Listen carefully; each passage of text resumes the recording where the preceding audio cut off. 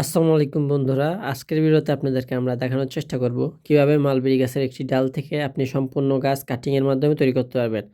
এর জন্য আমাদের কয়েকটি প্রসেসের মধ্য দিয়ে যেতে হবে।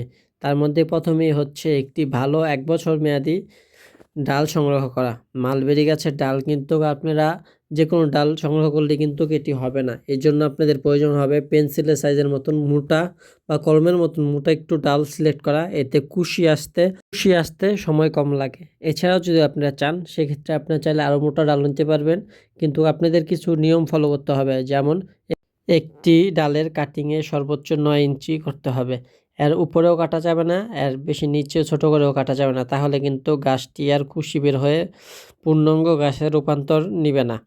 যদি এর থেকে বড় করে কাপড়টা কেটে ফেলেন তাহলে কিন্তু আপনাদের গাছের ডালটা মরে যাবে এবং কুশি বের হবে না।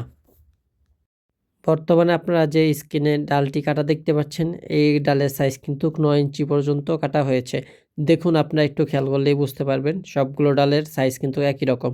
এবং আরেকটা জিনিস আপনাদেরকে খেয়াল করতে হবে, যখন আপনারা ডাল কাটবেন তখন ডালটা যেন অবশ্যই 90 ডিগ্রি অ্যাঙ্গেলে বা কোনাকুনি আড়াআড়িভাবে কাটা হয়।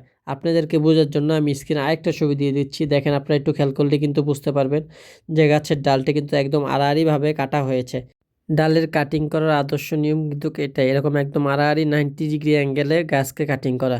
এর পরবর্তীতে আপনারা যা করতে পারেন, প্রথম 2 সপ্তাহের জন্য শুধুমাত্র বালির মধ্যে গাছটাকে রোপণ করে রাখবেন এবং রোপণ করার পূর্ব মুহূর্তে অবশ্যই গাছের গোড়ায় যেটুকু কাটা হয়েছে ওইটুকুর মধ্যে ভালোভাবে অ্যালোভেরা লাগিয়ে দিবেন। এতে করে কাটিং থেকে গাছ হওয়ার সম্ভাবনা কিন্তু অনেকটুকুই বেড়ে যাবে।